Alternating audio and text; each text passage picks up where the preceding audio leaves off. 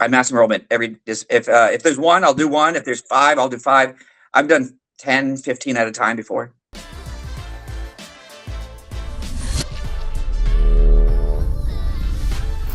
Welcome to the Satori Lifestyle Satori Masters Podcast, the ultimate resource for ambitious, hardworking school owners that want to get their business and their life to the next level. My name is Dave Kovar. I'm a lifetime martial artist, business owner, speaker, and author. My goal is to empower listeners with the knowledge and the tools they need to break through barriers and really get their business and their life to the next level. Thanks for watching and enjoy. Welcome to the Satori Lifestyle Satori Masters Podcast. I'm your host, Dave Kovar, and with me is my good friend, Master David Garmany. How are you, sir? I'm doing great, sir. All right, man. Good to have you on there. We've known on the air. We've known each other for what, 30 years now? Does that sound right? Yeah, maybe a little more. Wow, crazy. Yes, and we're just a couple of kids still. Yeah, right. Yeah, absolutely. Well, Master Garmany currently owns Discovery Martial Arts in Stockton, California. He's been doing this a really long time. He's got a really interesting story, and hopefully we can delve into that a bit. But one of the things that you are a master at, like as good as anybody I've ever seen, is grassroots marketing. You know, you've found so many unique approaches to getting people in the door, and you're not afraid of hard work whatsoever. But what I thought would be interesting is give me a little bit of history. So you started out, you were a competitive Taekwondo practitioner for years. You were lived for tournaments when you were younger.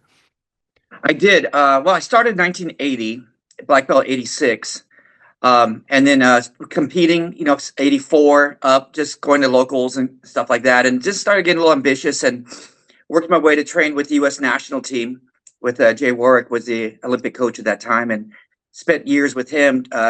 Fighting around the country, represent our country a few times, and did what I could do. And from there, I learned how to play the game pretty well and produce athletes after that. And we have a girl currently on team right now, two girls actually. We're just that's my history of competitive Taekwondo. Very cool, man. Well, at some point, of course, you ran a school. You were in Stockton for a while. Then you moved to Sacramento, and then you moved back to Stockton. But in the process, you had a couple of really unfortunate incidences that happened in a short period of time, right? That basically you had a couple accidents that basically, if correct me if I'm wrong, found you basically a single dad, almost homeless with and walking like in a wheelchair with a walker and trying to figure out how you're going to support your family. Did it get that low? Yes, it did. That was where I was. And that was 20 years ago. And wow. I was right in the middle of working with you on meetings, and then I disappeared for 2 years because I was driving home from a tournament, and it was actually 2 car accidents within 3 months of each other. Driving home, and so I got my first one. I broke my kneecap and had brain trauma and internal injuries. So that was the minor one. The major one, when I tell a doctor what I went through, they look at me shocked that I'm alive. So I had 9 surgeries, including open heart on that one, and both legs crushed. Took me 2 years to walk again. And then all my ribs broke, punctured my organs, liver split in 2, lung collapsed, skull broke, everything broke. The only thing that didn't break was my arms broke. My only thing that broke was my teeth and my spine. Everything else broke. And it took 9 surgeries, and survived it. And then as soon as I started walking, but you know what was cool though? I was just told a story the other day about martial arts and how it can save your life. And the way I put it was that martial arts did save my life, because when I was laying in the hospital broken, I was determined this was my comeback story. And I was determined that I was going to get up and I was going to open a dojo and I was going to be more successful than ever. And so I was really actually quite optimistic. And then once I started walking, that was quite a journey, getting out of a wheelchair, out of bed. I was in bed for 8 months. And then as soon as I started walking, I opened Discovery. Master Warwick and I did. I was destitute. I lost everything. And Master Warwick financed me, helped me out, get started again. And that was 18 years ago. That's crazy. And so you moved back to Stockton. You opened Discovery, and you don't have much as far in the way of marketing dollars. And is you had to get creative. I remember you sharing, some of your strategies that you'd have some kids who were dressed up in ninja costumes, and you go to a park on Saturdays and you'd find a group of people and you walk over. And so what I would like to do is I would like to kind of pick your brain, because how many people think, man, my paid advertising isn't working, get me more members. Yeah. It's like there's so much you can do. So what I thought would be really interesting is for you to focus on some of the stuff that's worked and maybe hasn't worked that you've done as far as grassroots, unique marketing strategies that have brought students in. And then also your follow-up is really good too, the things that you do to kind of keep them in the loop. So, give me some strategy, give me some things that you've done through the years that have worked when it came to like rolling up your sleeves and getting out there and pounding the pavement. Well, I sat here and brainstormed a bit and made a good list here of the things that I do. One of the coolest things I came up with one day, just talking to a family and interacting with them and trying to save the student, was a perseverance party. Ah, I love And it. yeah, I shared that with you years ago, and Yep. it's really good. And I kind of tweaked it over the years. I've been using it a little bit differently than just a quit. So what I did was a student wants to give up, and mom and dad are saying, "Oh yeah, we don't know what to do. Johnny wants to give up. We're ready to give up too." And so I said, what I do is I separate the children from the child, parents from the child, and I get the parents on my team. I see if they're on my team. Right. Do you want to save this? You believe in our values? You want your son to do this? Yeah, yeah, yeah. Okay, great, great. They're on my team. Then I can go ahead and pull the trigger. If they're not on my team, there's nothing I can do. 100%. Yeah. Yeah. So then I sit the child down and we go through the challenges that he's having, and we have to dig a little bit to find what's really happening. It's usually fear or self doubt or just being a little lazy. You know what it is. We've all been in the trenches. And then we find out that we discuss that's a bad habit, and so we're going to do an exercise to modify your habit. How many days does it take to make a new habit? 21 days. So we're going to do a exercise of perseverance.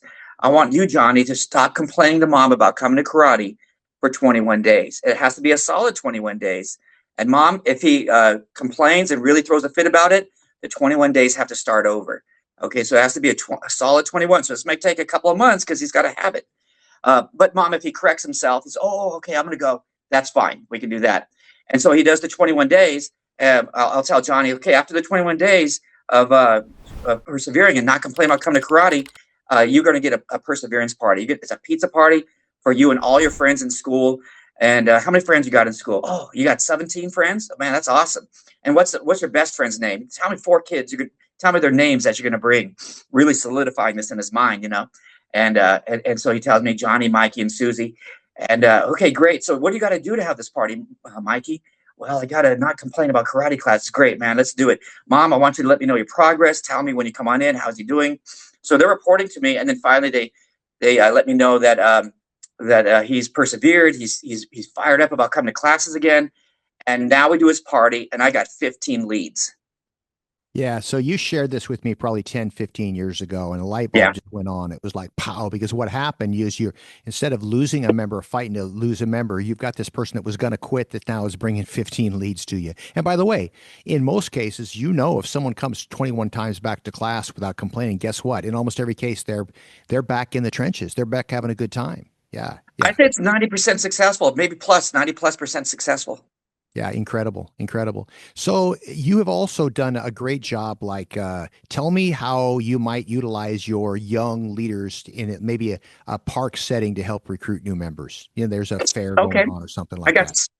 I got several. A lot of these came from I had an instructor who was an ogre of a dude, and he was like 6'2", 300 pounds. I mean, just a big teddy bear. And I would send him out to do things like this, impromptu stuff, and he would just scare people, beard, Sure. you know. And so I said, okay, well, I got to put the kids in front of him, man. They got to be the tip of the spear. So a lot of these techniques came from that. So one of them is, as you mentioned, the park. We do impromptu. Well, we get a mascot. So I threw him in a Ninja Turtle suit, so he's not so scary. And then I pushed around him with a couple of kids, and a couple of kids will be one will be the handler of the suit because you cannot see in those things too well, and another one will be maybe a call to action, maybe chopping a board or something, and then the other one will be or the call to action might be just come take a picture with the mascot, and then the other ones will be little guys that do the approach. And so what we'll do is we'll walk through a park, and in our city sometimes we have a lot of birthday parties in the weekends in parks. and we'll just walk around and go from birthday party to birthday party with this Ninja Turtle or two. And the little guys will come up there and they're in full martial art uniforms, and the whole birthday party comes up to us. The parents want to take pictures with this mascot. And oh, by the way, everybody here, if you break this board, you get a free trial of karate in a uniform. Oh, now we line them up, and then we start. Then after they break the board, Mom, come over here, put your name on this. And so that's one technique we use of using a mascot. Another one would be going to a flea market, doing exactly the same thing. Walking to a local, we have a university right down the street, and they have a flea market, the university parking lot, and we'll take the mascot out there and we'll walk him around everything, and everybody wants to take a picture with him. That's our culture nowadays. And went, oh, by the way, we're giving a free week. Have you ever thought about being a ninja, Johnny? And then, yeah, I want to be a ninja. And Mom, put your name here. Here's a flyer, and we're going to give you a call in a couple of days to confirm your appointment.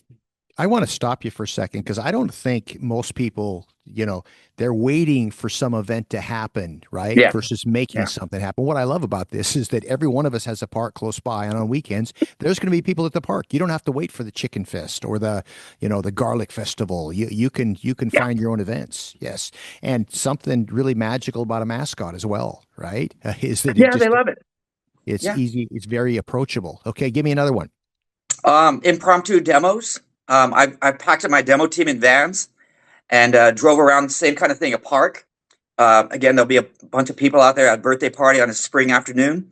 And we would just pile out of in full martial art gear, weapons in hand, go out there, boombox, start bumping the music. And we just do an impromptu demo in front of everybody. And they all gather up and, hey, we're going to give out a free week of karate class. It has a microphone that attaches to the boombox. Come on over here and chop a board and you get a free week, and line them up. All right, pile the demo team back in. Let's go to the next park. We've done that too. I love it. I love it. And so also you've taught leadership through this process. You've taught parents, hey, I'm gonna teach your kids how to overcome their fears, right? And one of the ways we're gonna do it. So talk a little bit about this, because this is really unique. Yeah, I came up with a power stripe system, and so what I did was we started off through the week. We do it on Wednesday, Thursday, actually, because that's getting close to Saturday. Saturday's when we actually pull the trigger. So Wednesday, Thursday, we're going to find the best student in class, in every class. Sometimes two kids will say, okay, we're going to be seeing who gets the power stripe today. So whoever's the sharpest and best technique gets to get a power stripe in the class. So it's quite an honor to get the power stripe, and we do it in every class. And I train my staff to pick the right students. Okay, we don't want to get the wild one that spins a lot doing this event. You have to get the right ones, the best in class. Okay, and so now what we do is after they get their power strike, okay, all the ones who got power strike, come over here, Mom and Dad. I'm gonna tell you what you guys get. So I sit them down and say, hey, you guys are the best in class, so you guys get a special seminar. It's a public speaking seminar. What's the greatest fear of humanity? It's public speaking. Death is number 2. People rather die than public speak. So we're going to conquer this fear, because that's what we're all about, becoming a black belt, conquering fears. I want you to come here this Saturday at 11:30, and I'm going to do a seminar on how to talk to people, how to stand tall and project your voice and look people in the eyes. And then we're going to practice that, and then we're going to do it. We're going to all go to Walmart, and we're going to go talk to people. We're going to walk around Walmart, and we're going to go talk to people about what we do. So I do that. I get them all to Saturday. There'll be 3 or 4 families show up, and they're all fired up. And no uniforms, by the way, regular clothes. We're going in ninjas. We're going to be in regular clothes. And I've trained them on how to talk to people. And I say, all right, let's go to Walmart. We're going to meet over there. So we all drive to Walmart. And then we get there, and then I gather up all the kids. And I say, okay, here's what we're going to do. I train them to give them this. This is a lead generating business card. And so what they do is I train them to say, hello, here's a free bit of karate for your kids, and look at them in the eyes and standing tall. And it's a 6-year-old, right? Excuse me, ma'am, here's a free bit of karate for your kids. It's a martial art demonstration without throwing kicks. It shows confidence. It shows poise, being well spoken. The parents are always super impressed with a little guy, a group of little dudes. The cuter, the better. Walking up and saying, here's a free week of karate. And they're like, whoa, wow, that's awesome. And then the other guy comes up with a little notepad like this. And then he says, by the way, ma'am, put your name here. You get a free uniform and a free trial. And the mom's blown away. She's putting her name down. Whoa, this is so cool. Then I walk in. By the way, the parents are 10 feet behind me. I walk in and say, hey, these are my martial arts students.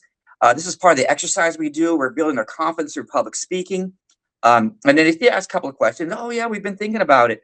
Well, that's great. Put your name down here. I'm going to give you a call later and give you a free trial for uniform. Ma'am, thanks a lot. We'll get a dozen leads with really, and I'm picking the families, by the way. Mhm. I'm dodging some families. Okay. I'm picking the families. Oh, there's a family over there, Mikey. Go get them. Nah, they run over there and get them. And they come on back. They love it. And then we take a little stop at the, okay, we're going to stop at the toys. Go look at the toys, but recite after me. I will not beg mom and dad for toys. Okay. So I get the pre-framed.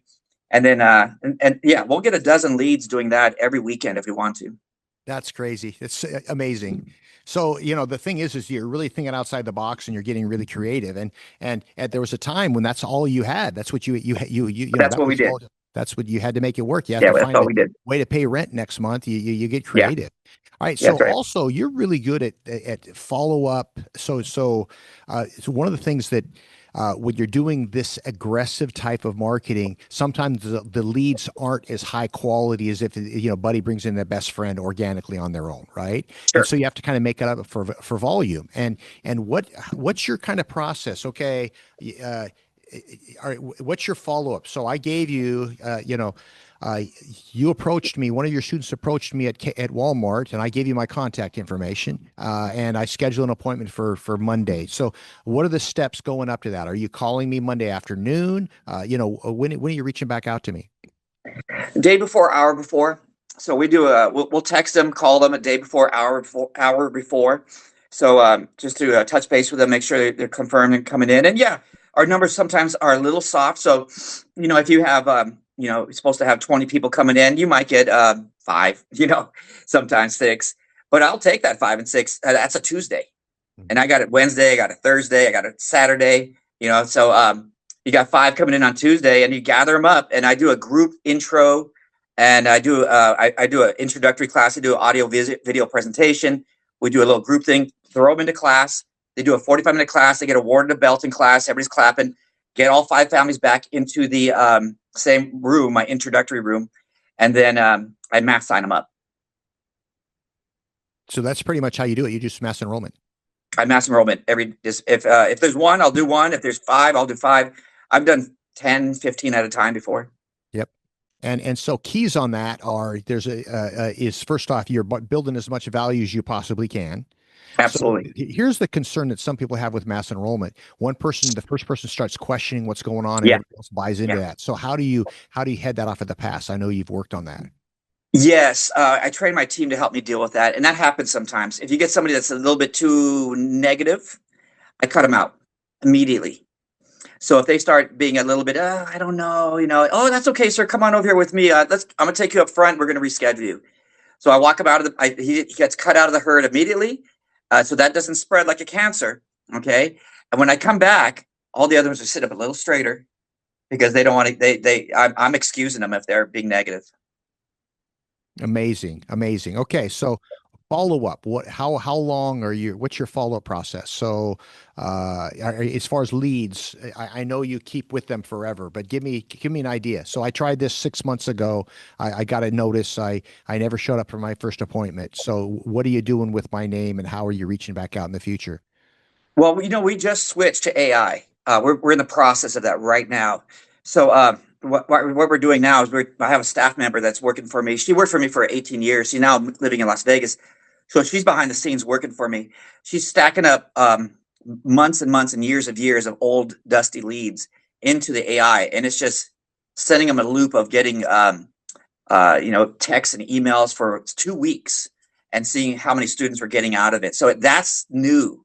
In the past, we would just if somebody no showed, and I got this idea from your staff member, is I book them again the next day or 2 days later automatically. They get right back into this. So they're getting the day before, hour before again. Hey, we're just calling to confirm your appointment, which now is Wednesday. And we just keep doing that, for like a week or two. And we So just have you keep, ever had yeah, anybody that took them three, four, five times before they actually made it in? absolutely. See, Yeah, I absolutely. I knew you were going to say that. I think it's really important for people to understand is that you keep on trying until they say don't try. Quit calling me because you never I keep know. bugging them until they tell me to stop, Yeah. and then, yeah, that's it. They got to tap out for me to stop. Yeah, you never know. And now you've built your school up to how many members you have now? 500 plus. It's incredible, incredible. Yeah. And you're still like enrolling a good chunk of members every month, right? Like, Yeah. My goal is 5 families a week.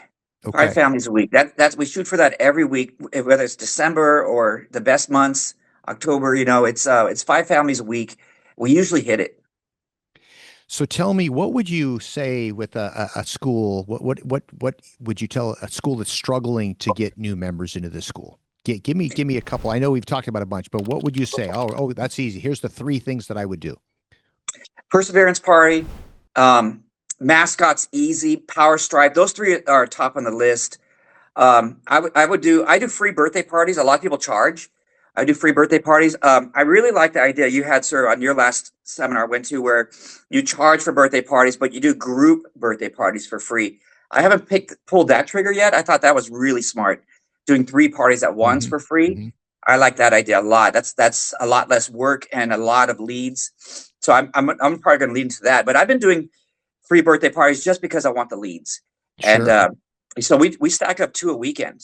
We've been pretty busy with those this past few months, and so they're a great source of leads. Somebody 100%. would not normally walk into your school, and now they're in your school. And my school's it's impressive. I got a full '80s arcade in the back.